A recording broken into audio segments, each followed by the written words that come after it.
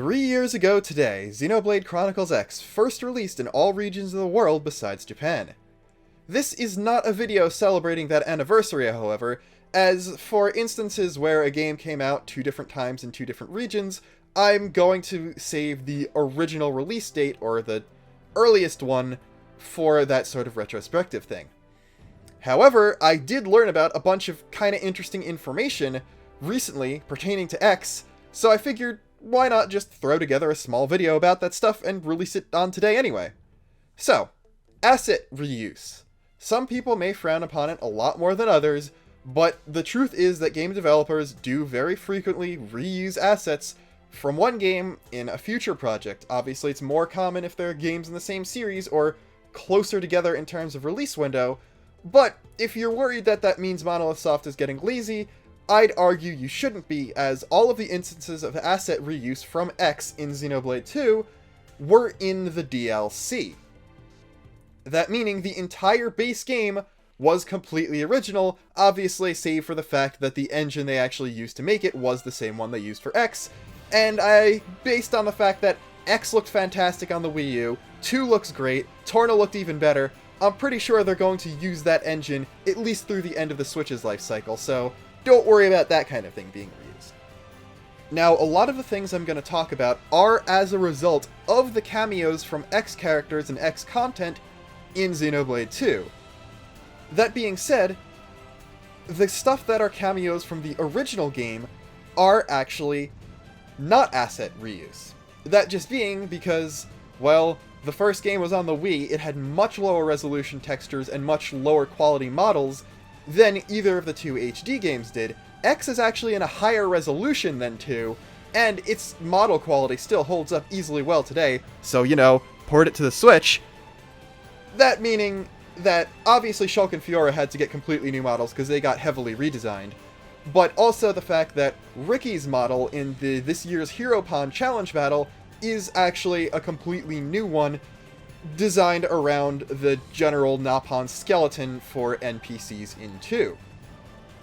Speaking of this year's Hero Pond, however, I think we should start our talk about reused assets in a different Napon in that challenge. And by that, I actually mean a very large amount of Napon in that challenge.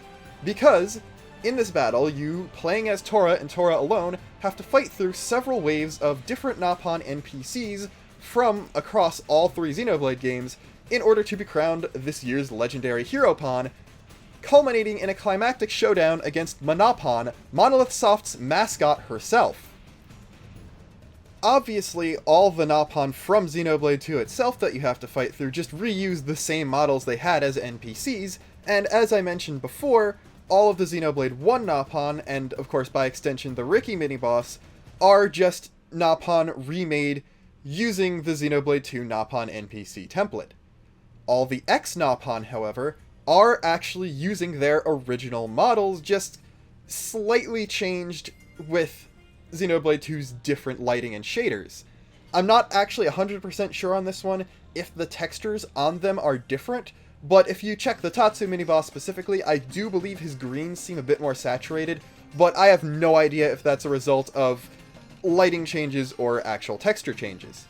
Speaking of Tatsu, though, he obviously uses his same model. I think he gets a few different animations that he didn't originally have because he actually attacks here, but he also has a move where he launches these weird Tatsu-shaped missiles at you that do some sort of attacky thing.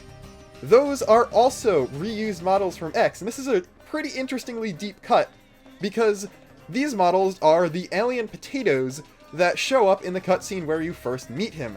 Tatsu, because the oh-so-funny running gag is that he is food, was mistaken by a group of prone for a tuber of some sort and placed in a supply container with a bunch of these vegetables, and you could see a few of them pop out when you free him in that cutscene. So, they went pretty deep there, and they just straight up took those models from that cutscene and used those for one of Tatsu's attacks, which is really, really funny to me. Sticking with challenge mode, I'm pretty sure you're kind of surprised that I didn't first think of, the big X thing in challenge mode being the fact that you can actually get Elma as a usable blade. Well, Elma is a special case because she's both asset reuse and not asset reuse. Her body is pretty much exactly the same as it was from X, but this time I do as a fact know, thanks to Demon Slayer X8 on Twitter, that her body textures are actually just an edited version of her X textures. He's got pictures, one of them is just darker than the other. That's pretty much the only difference. So they just kind of brightened her up so she fit in with the Xenoblade 2 aesthetic, and then of course remodeled her head because her face and hair did get a bit of a redesign there. So she's basically a brand new head, but placed on her same body from X. Additionally, I'm obviously not going to talk about the 2 songs that are reused, because those are pretty obvious, but there is a bit of other model reuse when it comes to Elma. In the first cutscene where you meet her, Elma is tricked into thinking the Xenoblade 2 party is a bunch of prone in a battle simulation and starts attacking them, and that's how you have to fight her in order to get her on your side. It seems to me that while the effect used on them might be slightly different, although it does resemble some from X, that these prone models are in fact directly ripped from X, and I can't really blame them because there are no other prone at any other instance in Xenoblade 2, so it would be very pointless to remodel them just for one DLC shot. The last thing Elma related is to talk about the additional HUD elements that show up when you use Overdrive. Now, I'm not 100% sure on this, and take everything I say here with a grain of salt, but I'm pretty sure that these were actually remade, and these aren't the ones ripped directly from X. It's possible that the font and the text themselves are different and everything else is the same, but just comparing overdriving in 2 to overdriving in X, the spacing of different elements of the HUD just doesn't seem to be the same.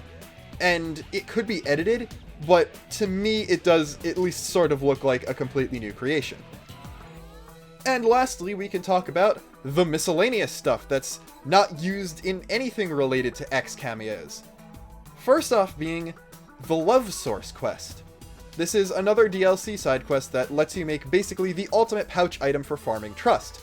And in order to do it, you need to collect 1 unit of Flutterheart grass in Tantal per love source you want to make. Now, if you look at the plant that is the Flutterheart grass, i.e. when you do the quest, that plant shows up, then you get the plant, and then you get a key item, and then you make the stuff, then you have to go back every single time. But the Flutterheart grass plant is actually a reuse of a plant model from X that was used just in a couple different missions for plants of interest. There's one Doug Affinity mission where you have to look at plants in Noctilum, and it uses that same model, I think. So, yeah. And then last but not least, we get, unfortunately, the return of Tatsu.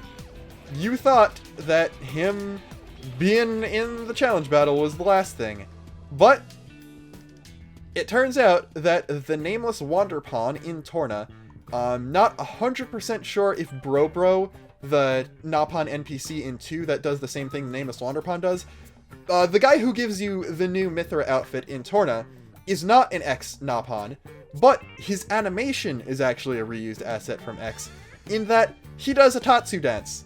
So, yeah, Tatsu really did get the last laugh, and since he's technically connected to the Smash Mithra spirit, that does not deconfirm that Tatsu would be in Smash.